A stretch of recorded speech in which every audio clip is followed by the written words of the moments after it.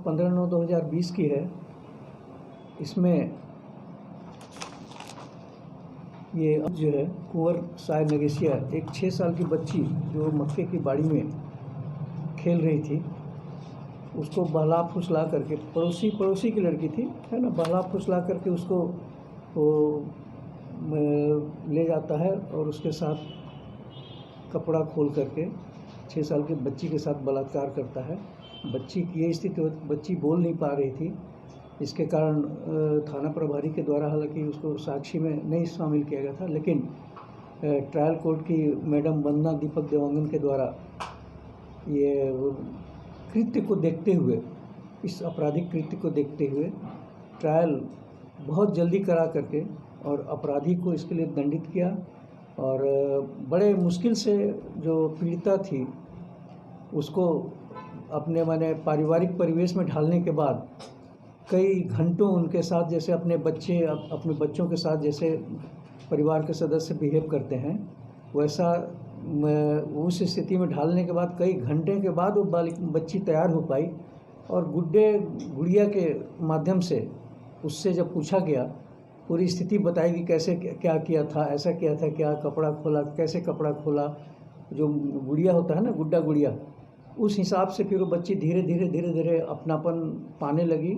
और सारे घटना के बारे में बात बताई, जिसमें ये ट्रायल को वंदना दीपक देवांगन ने उसे आजीवन कारावास, हालांकि वो अभी 1 साल कुछ वर्ष तक तो जेल झेल चुका है, जेल जा चुका है, उसको भी करते हुए आजीवन कारावास, जब तक जिंदगी जिसको बोलते हैं ना, जब तक जिंदा रहेगा तब तक के लिए कठोर आजीवन कारावास से दंडित किया गया है। इस कृत्य से इस एरिया में काफ़ी दहशत है और लोगों में इस ऐसे कृत्य के प्रति ज़्यादा गंभीरता दिखाई दे रहा है और एक डर सा बना हुआ है कि भविष्य में यदि ऐसा कृत्य किया जाता है तो आज, पहले क्या था, आजीवन कारावास 16 साल 17 साल का रहता था, लेकिन अब उसमें चूँकि परिवर्तन कर दिया गया है और वो स्थिति है कि जिंदगी भर,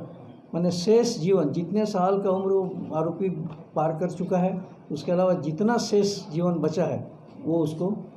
मृत्यु होने तक इसको सज़ा के रूप में झेलना पड़ेगा। और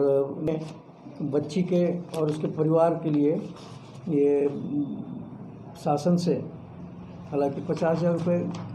के अर्थदंड से अभियुक्त को दंडित भी किया गया है, लेकिन उसकी आर्थिक स्थिति को देखते हुए न्यायालय ने उस दंड के एवज में शासन से उसके पढ़ने लिखने और वयस्क होने तक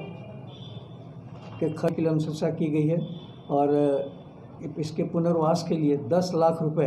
का प्रतिकर प्रदान करने के लिए, अंतरिम क्षतिपूर्ति प्रदान करने के लिए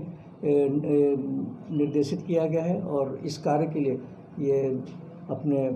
हमारे यहाँ जो विधि विधायी विभाग का एक सेल है, उसके माध्यम से ये दिया गया है ताकि ये कलेक्टर को जा सके, जिला दंडाधिकारी को जा सके और इस पर पुनर्वास, उसके आर्थिक, मानसिक और सामाजिक परिवेश पे उसके परिवार के द्वारा कुछ अंश तक उसका समायोजन हो सके। और ऐसा करके ये एक्चुअली को उसके संरक्षण के लिए, है ना, 2012 में उसके तहत ही बालकों के संरक्षण अधिनियम 2012 के धारा 6 के तहत दंडित किया गया। बलरामपुर जिले में 6 वर्षीय मासूम के साथ अनाचार मामले में दोषी को आजीवन कारावास की सजा के साथ 50,000 का आर्थिक जुर्माना भी लगाया गया। मामले में जिला एवं सत्र न्यायालय में अपर एवं सत्र तथा पॉक्सो एक्ट के विशेष न्यायाधीश ने सजा की सुनवाई की है। दरअसल पूरा मामला शंकरगढ़ थाना क्षेत्र का है, जहां पर 15 सितंबर 2020 को एक 6 वर्षीय मासूम बच्ची अपने मोहल्ले में अन्य बच्चों के साथ खेल रही थी, लेकिन जब देर शाम तक बच्ची वापस अपने घर नहीं आई तो घर वालों ने बच्ची की तलाश करने में जुट गए, जिस पर पता चला कि बच्ची पास में ही मक्के के खेत पर गिरी हुई थी और रो रही थी। उसी समय खेत से गांव का ही 48 वर्षीय कुंवर नगेशिया मक्के के खेत से निकलकर भाग रहा था।